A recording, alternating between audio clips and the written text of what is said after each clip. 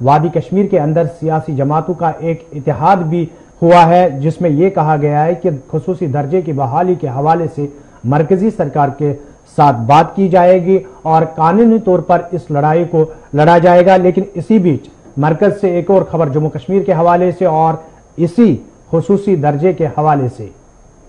जी हाँ, अगर हम बात करेंगे तो मरकजी वजीर दाखिला अमित शाह की जानिब से कल एक बयान सामने आया है। उन्होंने कहा कि रियासत का दर्जा तो बहाल किया जाएगा, लेकिन वक्त पर इसे बहाल किया जाए। उन्होंने कहा कि अभी वक्त मुकर्रर नहीं है, 5 या 6 माह के बाद जो है पहले तामीर और तरक्की पर खास ध्यान दी जाएगी। पहले तामीर और तरक्की जो उनकी तरजीहात में शामिल है वो रहेगी। उसके साथ साथ ही उन्होंने ये भी कहा कि लेफ्टिनेंट गवर्नर ने जिस तरह से काम किया है, आते ही काम किया है, वो काबिल तारीफ है। एक चैनल के दौरान इंटरव्यू के दौरान उन्होंने इन बातों का इजहार किया है। मरकज़ी वज़ीर दाखिला अमित शाह ने कहा कि जम्मू कश्मीर के रियासती दर्जे की बहाली के लिए मरकज़ कोई वक्त जो है वो मुकर्रर नहीं करती है, लेकिन 5 या 6 माह के अंदर अंदर जो रियासत का दर्जा है उसे अब बहाल किया जाएगा। उसके साथ साथ ही अगर हम बात करेंगे तामीर तरक्की पर, उन्होंने ख़ास तवज्जो देते हुए कहा कि पहले जो है मरकज़ी सरकार की जो पहली कोशिश होगी वो जम्मू कश्मीर के अंदर जो है तामीर तरक्की, और उसके साथ ही जब वक्त आएगा तो रियासत का दर्जा भी बहाल किया जाएगा। उन्होंने lieutenant governor LG Manoj Sinha के हवाले से बात की कि मनोज सिन्हा ने आते ही जिस तरह से काम किया है जम्मू कश्मीर के अंदर तामीर तरक्की के हवाले से, वो काबिल तारीफ है। अगर हम दूसरी तरफ बात करेंगे तो जम्मू कश्मीर के अंदर भी इस बयान के बाद ही वादी कश्मीर के जो सियासी जमातें हैं उनके लीडरान की जानिब से भी बयानबाजियाँ शुरू हो रही है। और इस सिलसिले में जहाँ उन्होंने इस फैसले का खैर मकदम किया है, वो उन्होंने साथ ही ये भी कहा है कि सिर्फ रियासत का दर्जा बहाल नहीं होना चाहिए, बल्कि जो जम्मू कश्मीर की खुसूसी हैसियत है यानी कि दफ़ा 370-35 को लेकर उन्होंने बात की है। तो उन्होंने जो वादी कश्मीर के जो सियासी लीडरान हैं उन्होंने मरकज़ी सरकार से ये इस हवाले से भी मांग की है कि जो पहली पोजीशन जम्मू कश्मीर की थी 4 अगस्त वो भी बहाल की जाएगी। चाहे अगर हम बात करेंगे हकीम मोहम्मद यासीन की बात करेंगे या साथ ही साथ मुजफ्फर शाह की बात करें, उन्होंने भी कल जो है इस तरह का बयान दिया है। उन्होंने कहा कि जो अमित शाह का बयान है वो उसे सही करार दिया है। उन्होंने कहा लेकिन जो 4 अगस्त 2019 की पोजीशन है जम्मू कश्मीर की उससे भी बहाल होना चाहिए। चलिए, मरकजी सरकार की जानिब से इस बात का इशारा दिया, यानी दाखिला वजीर अमित शाह ने इस बात का एतराफ़ किया है कि जम्मू कश्मीर के अंदर 5 या 6 माह के दौरान जो है खुशहाली का एक दौर शुरू होगा और जम्मू कश्मीर को रियासत का दर्जा दोबारा वापस दिया जाएगा। मोहम्मद यूसुफ तारिगामी साहब इस वक्त हमारे साथ फोन लाइन पर मौजूद है। तारिगामी साहब, प्रोग्राम में आपका खैर मकदम है और बात हो रही है जम्मू कश्मीर के खुसूसी दर्जे को लेकर। जिस तरीके से मरकजी सरकार ने इस बात का इशारा दिया कि जम्मू कश्मीर को एक बार फिर रियासत का दर्जा दिया जाएगा, आप काफी अरसे से जम्मू कश्मीर की सियासत में हैं और सियासत को आपने करीब से देखा है, जम्मू कश्मीर के हालात को आपने करीब से देखा है, लोगों के जज्बात और एहसासात क्या है, क्या रियासत का दर्जा जम्मू कश्मीर के अवाम के लिए इस वक्त काफी है? देखिए, जहां तक जो एक सीनियर फंक्शनरी का बयान है, जिसका बयान आया है सामने, जिसका हवाला आपने भी दिया, मेरी नजर में ऐसा कुछ नया नहीं कहा है उन्होंने। मैं सिर्फ याद दिलाना चाहूंगा जी कि कॉन्स्टिट्यूएंट असेंबली ऑफ इंडिया ने कॉन्स्टिट्यूशनल प्रोविजंस कश्मीर के बारे में उनकी तायीद की, उन्हें इनकॉर्पोरेट किया कॉन्स्टिट्यूशन में, और हमें अपना कॉन्स्टिट्यूशन भी मिला जम्मू कश्मीर के लोगों को। बिल्कुल। क्या हुआ उसका? ये इशारे नहीं थे। और बाद में अगस्त 2019 में क्या हुआ, और फिर रीऑर्गेनाइजेशन एक्ट के नाम पर एक खिलवाड़ किया गया जम्मू कश्मीर लद्दाख के अवाम के साथ, और रियासत को, एक हिस्टोरिक रियासत को तकसीम किया और इसके दर्जे को रिड्यूस किया और अमलन इसको एक पंचायत या म्यूनिसिपैलिटी के लेवल पर खड़ा किया। क्या किसने किया?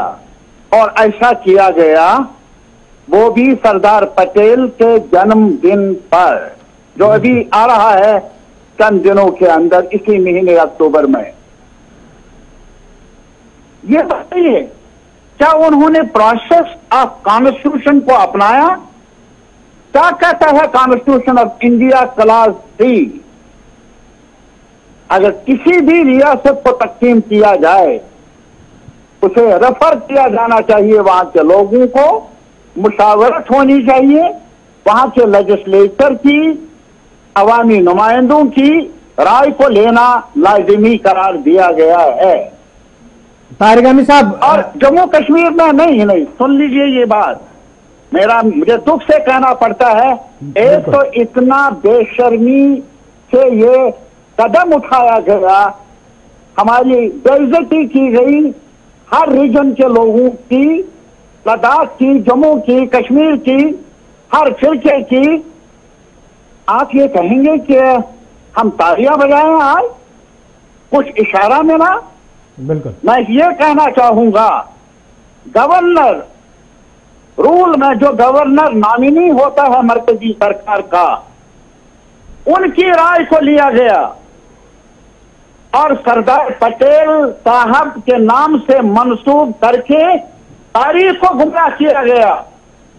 मैं याद दिलाना चाहूंगा, ये मई 15-16-1949 का दिन था जब सरदार पटेल के घर पर प्राइम मिनिस्टर नेहरू, शेख मोहम्मद अब्दुल्ला और खुद पटेल साहब की मीटिंग हुई।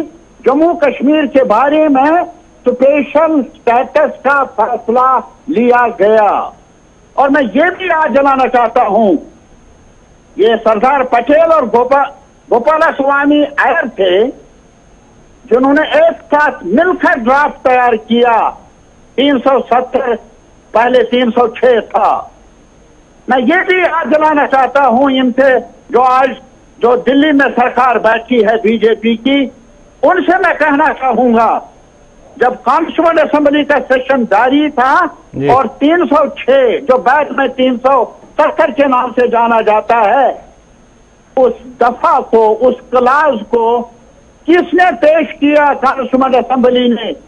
नेहरू अमेरिका में थे, उनकी अदबी मौजूदगी में सरदार पटेल ने पेश किया। और फिर आप उन्हीं के जन्मदिन पर जम्मू कश्मीर लद्दाख की नाक काटते हैं, उन्हें बेइज्जत करते हैं, उनके दर्जे को साथ में मिला देते हैं। तारिक गमी साहब, वो सब चीजें तारिक गमी साहब, वो सब चीजें 1 साल कबल हो चुकी है। रियासत का खुसूसी दर्जा वो मरकजी सरकार ने खत्म किया, गैर कानूनी तौर, गैर आईनी तौर, जैसा कि आप कहते हैं, जैसा भी है, लेकिन वो हो चुका है। अब मरकजी सरकार का मंशा है, जो पहले भी इशारा दिया गया था कि जम्मू कश्मीर को रियासत का दर्जा दोबारा दिया जाए। बहैसियत एक सियासतदान और जम्मू कश्मीर के शहरी, क्या ये काबिल कबूल होगा? मैं आपसे ये कहना चाहूंगा कि अभी उनके इशारे मिल रहे हैं हमें।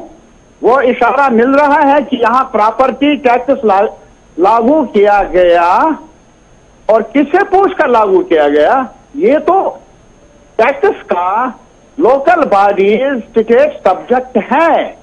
ये तो होम मिनिस्ट्री ने किया, ये तो urban development ministry of India ने भी नहीं नोटिफिकेशन जारी की। मैं एक सवाल पूछना चाहता हूं, क्या जम्मू कश्मीर जो भी लोग हैं लोकल बॉडीज के, क्या उनसे मशवरा किया गया?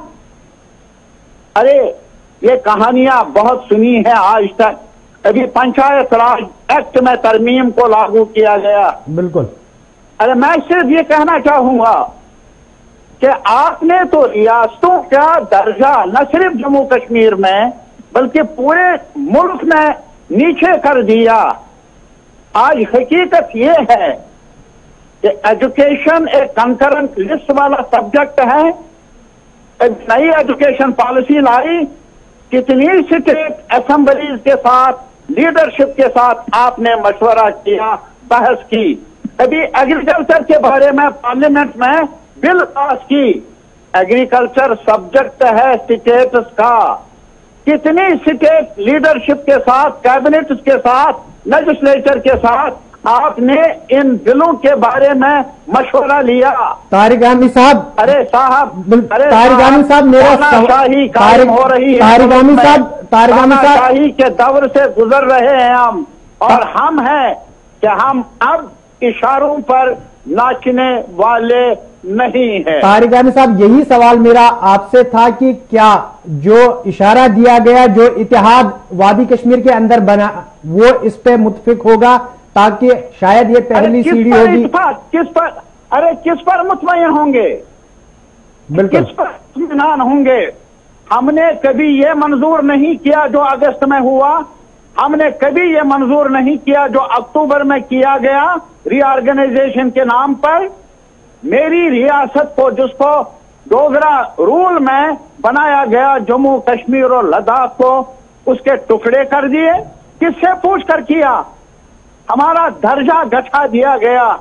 कश्मीर की हिस्ट्री को देख लीजिए, हजारों साल की हिस्ट्री है, ये कल बना नहीं है। और बैक जंबिश कलम एक तरफा तौर पर बगैर किसी मुशावरत के आप इसके दर्जे को खाक में मिलाते हैं, और फिर आज इशारे देते हैं। करके दिखाइए।